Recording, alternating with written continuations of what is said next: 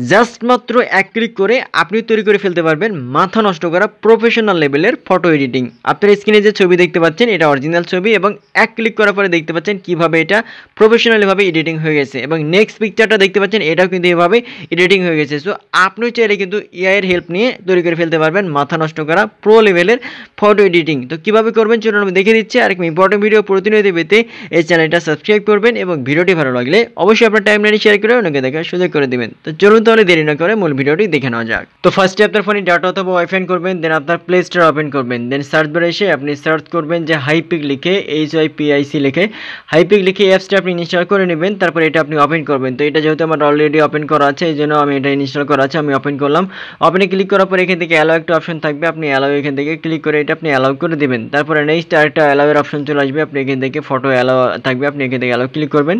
দেন আবার একটা অ্যালাউ চাইবে, আপনি এখান থেকে আপনি অ্যালাউ ক্লিক করবেন। দেন এখান থেকে আপনার নতুন একটা ইন্টারফেস ওপেন হয়ে যাবে। এখান থেকে আপনার ফোনের ফটোগুলো দেখাবে, অল ফটো লেখা আছে, আপনি অপশনে ক্লিক করবেন। তাহলে আপনার ফোনে যতগুলো ফটো রয়েছে এখান থেকে আপনি দেখতে পাবেন। দেখেন আমি ক্লিক করলাম, দেখতে পাচ্ছেন। ক্লিক করার পরে আপনার ফোনে যে ফটোটা এডিট করতে যাচ্ছেন সেই ফটোটা ক্লিক করবেন। দেখেন থেকে একটা আমি ফটো এডিট করলাম, ক্লিক করলাম। ক্লিক করার পরে এইভাবে ওপেন হয়ে যাবে। নিচের দিকে দেখেন লেখা আছে অ্যাডজাস্ট, আপনি অ্যাডজাস্টে ক্লিক করবেন।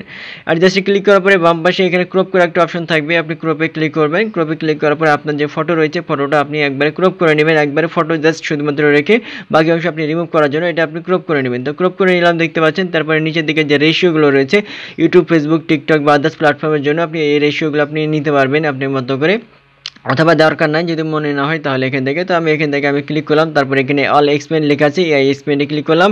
তারপরে এখানে নিচের দিকে দেখতে পাবেন এখান থেকে, বাট তার আগে উপরের দিকে দেখেন এটা আপনি কম বেশি করে নিতে পারবেন, ঠিক আছে, আপনি সাজানোর জন্য বা কোন রেশিওতে আপনি রাখতে যাচ্ছেন এটার জন্য।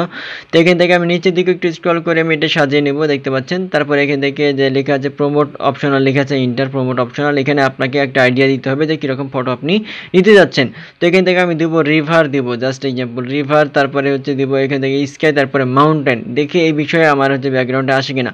তারপরে এখান থেকে ক্লিক করলাম, তারপরে নিচের দিকে জেনারেটে ক্লিক করলাম। তারপরে এখান থেকে 100% যখন এখান থেকে এক্সপেন্ডিং হয়ে যাবে তারপরে কিন্তু আমার ফটোটা এডিটিং হয়ে যাবে। তো ফাইনালি এডিটিং হয়ে গেছে, দেখতে পাচ্ছেন। এখান থেকে 3টা ফটো আপনাকে দেখাবে কিভাবে এডিটিং হয়ে গেছে। দেখেন এখান থেকে পেছনে কিন্তু ব্যাকগ্রাউন্ড চেঞ্জ হয়ে গেছে, মাউন্টেন দেখা যাচ্ছে, রিভার দেখা যাচ্ছে, সব রকমের কিন্তু অপশন রয়েছে। দ্বিতীয় ফটোটা দেখতে পাচ্ছেন এখান থেকে, মানে প্রফেশনালভাবে কিন্তু এক ক্লিক করে আপনি এডিটিং করে ফেলতে পারবেন খুব সহজেই। দেন এই ছবিটা যদি আপনার সেভ করার প্রয়োজন হয় নিচের দিকে যে অ্যাপ্লাই করার একটা অপশন থাকবে, আপনি অ্যাপ্লাই ক্লিক করবেন। অ্যাপ্লাই ক্লিক করার পরে নিচের দিকে আরেকটা টিক মার্ক থাকবে ডান কর্নারে, আপনি টিক মার্কে ক্লিক করবেন।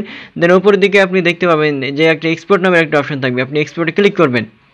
ঠিক আছে, থেকে আমি এক্সপোর্টে আমি ক্লিক করে দিলাম। যখন আপনি এক্সপোর্টে ক্লিক করবেন একটু প্রসেসিং নেবে 2-1 সেকেন্ড, দেন হচ্ছে এটা কিন্তু সেভ হয়ে যাবে। দেখেন সেভ হয়ে গেছে।